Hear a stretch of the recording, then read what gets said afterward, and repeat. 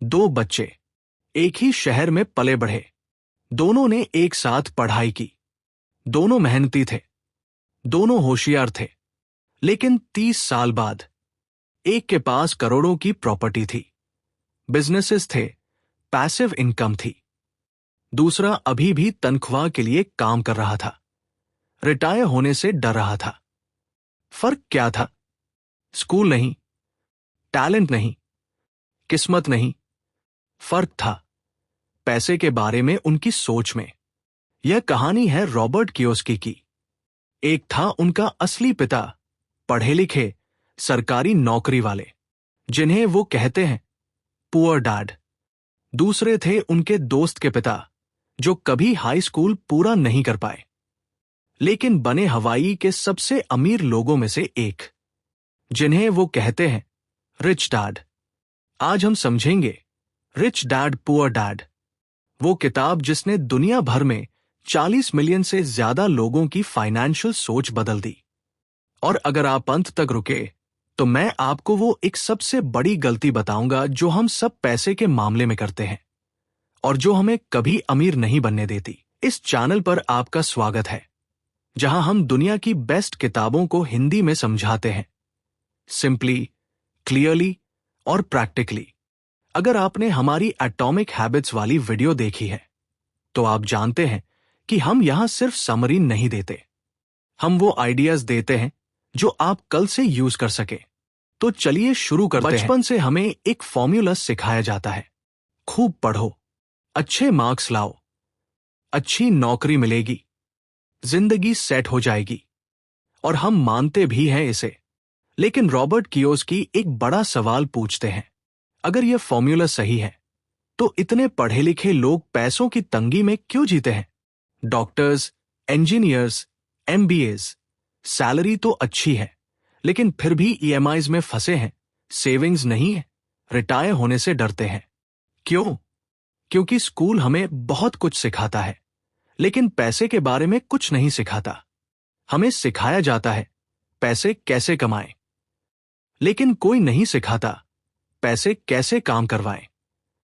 यही है इस पूरी किताब का कोर। पुअर डैड की सोच थी, पैसे की लव ही सारी बुराइयों की जड़ है। रिच डैड की सोच थी, पैसे की कमी ही सारी बुराइयों की जड़ है। पुअर डैड कहते थे, मैं यह अफोर्ड नहीं कर सकता। रिच डैड कहते थे, मैं ये कैसे अफोर्ड कर सकता हूं। एक सेंटेंस पूरी सोच बंद कर देता है, दूसरा सेंटेंस दिमाग को सॉल्यूशंस ढूंढने पर लगा देता है। यही फर्क है पुअर माइंडसेट और रिच माइंडसेट। रॉबर्ट जब छोटे थे उन्होंने रिच डैड से पूछा, अमीर कैसे बने? रिच डैड ने कहा, मेरे लिए काम करो, मैं सिखाऊंगा। रॉबर्ट और उनके दोस्त माइक ने काम शुरू किया। तनख्वाह सिर्फ 10 पैसे प्रति घंटा।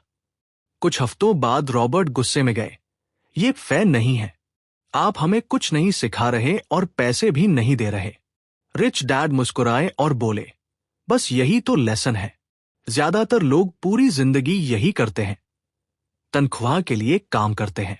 जब तनख्वाह कम लगती है नौकरी बदल लेते हैं, लेकिन गेम वही रहता है। अमीर लोग पैसे के लिए काम नहीं करते, वो पैसे को अपने लिए काम करवाते हैं। यह कॉन्सेप्ट है पैसिव इनकम का। एक्टिव इनकम, आप काम करते हो, पैसे मिलते हैं, आप नहीं करते, पैसे नहीं। पैसिव इनकम, आपका पैसा काम करता है, पैसे आते हैं, आप सोते रहो तब भी। रिच डैड का पहला लेसन था, पैसे की जरूरत आपको इमोशंस में बहा देती है, डर और लालच। यही दो इमोशंस ज्यादातर लोगों की फाइनेंशियल डिसीजंस कंट्रोल करती है। डर, नौकरी छोड़ी तो बिल्स कैसे भरूंगा, इसलिए बोरिंग जॉब में फंसे रहते हैं। लालच, ये चीज मिल जाए तो खुश हो जाऊंगा, इसलिए ज्यादा कमाते ही ज्यादा खर्च करते हैं। इन इमोशन से ऊपर उठो, तभी सही फाइनेंशियल डिसीजंस ले सकते हो। ये किताब का सबसे इंपॉर्टेंट लेसन है, और ये समझने के लिए 2 वर्ड्स जानने होंगे, एसेट और लायबिलिटी। रिच डैड ने इन्हें बेहद सिंपल तरीके से डिफाइन किया। एसेट वो है जो आपकी जेब में पैसे डालता है, लायबिलिटी वो है जो आपकी जेब से पैसे निकालता है, बस इतना। अब एक सवाल, आपका घर क्या है, एसेट या लायबिलिटी? ज्यादातर लोग कहेंगे एसेट। घर तो इन्वेस्टमेंट है। रिच डैड कहते हैं नहीं, अगर आप उसमें रह रहे हो, वो लायबिलिटी है। क्यों? क्योंकि घर आपकी जेब से पैसे निकालता है। EMI, maintenance, property tax. वो आपकी जेब में पैसे नहीं डालता। अगर वही घर किराए पर दिया हो और किराया आए, तब वो एसेट है। यही गलती ज्यादातर मिडिल क्लास करती है। मिडिल क्लास की पूरी जिंदगी का पैटर्न ऐसा होता है। तनख्वाह मिली, बड़ा घर लिया, ईएमआई शुरू, बड़ी गाड़ी ली, और ईएमआई नया फोन, नए कपड़े, महीने के अंत में कुछ बचा नहीं। कियोस्की इसे कहते हैं रैट रेस। आप दौड़ते रहते हो और वापस वही आ जाते हो। अमीर बनने का फॉर्मूला सिंपल है, एसेट्स बढ़ाओ, लायबिलिटीज कम करो, पहले खुद को पे करो, बाकी सब बाद में। रिच डैड का तीसरा लेसन था अपना बिजनेस बनाओ। लेकिन यहां एक गलतफहमी है। कियोस्की का मतलब यह नहीं कि आप नौकरी छोड़ दो। उनका मतलब है नौकरी करते हुए भी अपने एसेट्स बनाते रहो। मैकडोनल्ड्स का एग्जाम्पल देते हैं वो। मैकडोनल्ड्स टेक्निकली बर्गर बेचती है, लेकिन असल बिजनेस क्या है? Real estate. हर फ्रैंचाइज की जमीन मैकडोनल्ड्स की है। वो कहते हैं अपना प्रोफेशन अलग रख सकते हो, लेकिन साथ में एसेट्स बनाते रहो। एसेट्स क्या हो सकते हैं?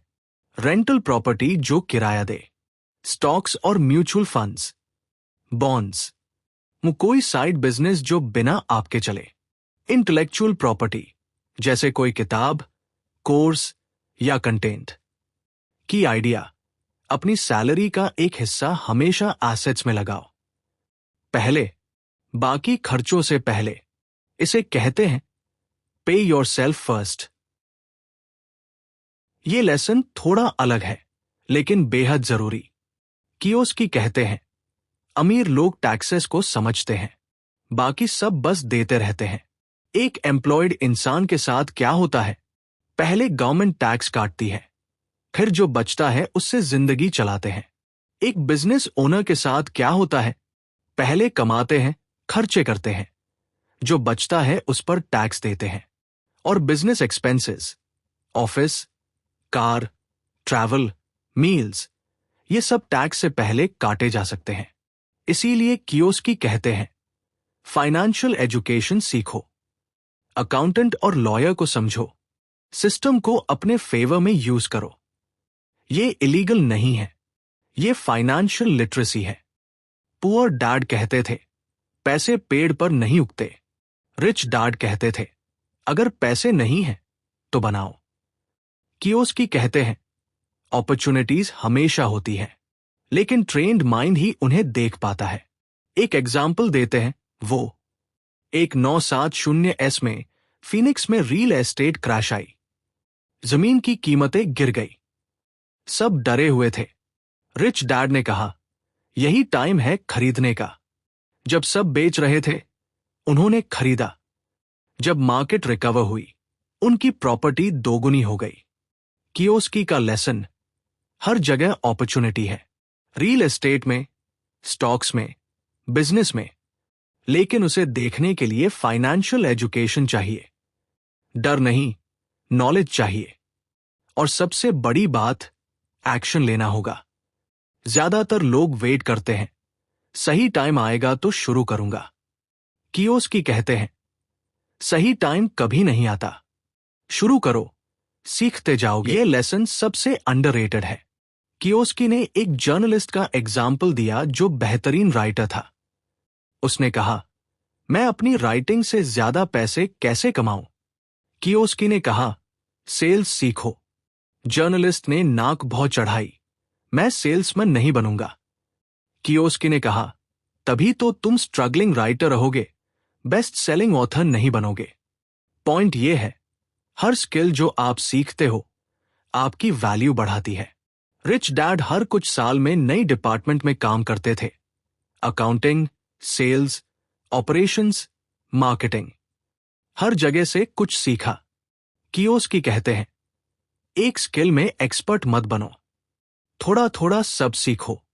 Sales plus marketing plus accounting plus leadership, ये कॉम्बिनेशन आपको फाइनेंशियली पावरफुल बनाता है। नौकरी को सैलरी के लिए नहीं, सीखने के लिए चूज करो। मैंने शुरू में कहा था कि एक बड़ी गलती बताऊंगा। वो गलती है लाइफस्टाइल इन्फ्लेशन। जैसे जैसे तनख्वाह बढ़ती है, खर्चे भी उतने ही बढ़ते हैं। प्रमोशन मिली, बड़ा घर लिया, बोनस आया, नई गाड़ी ली, इंक्रीमेंट हुई, महंगे रेस्टोरेंट्स, फॉरेन ट्रिप्स, और सेविंग्स वही जीरो।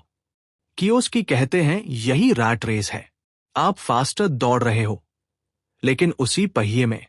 सॉल्यूशन सिंपल है, जब भी इनकम बढ़े, पहले एसेट्स बढ़ाओ, फिर लाइफस्टाइल। 10,000 का इंक्रीमेंट आया, 7,000 सिप में डालो, 3,000 से लाइफस्टाइल एंजॉय करो। धीरे धीरे आपके एसेट्स इतने बड़े हो जाएंगे कि वो आपकी पूरी लाइफस्टाइल का खर्च उठाने लगेंगे। यही फाइनेंशियल फ्रीडम है।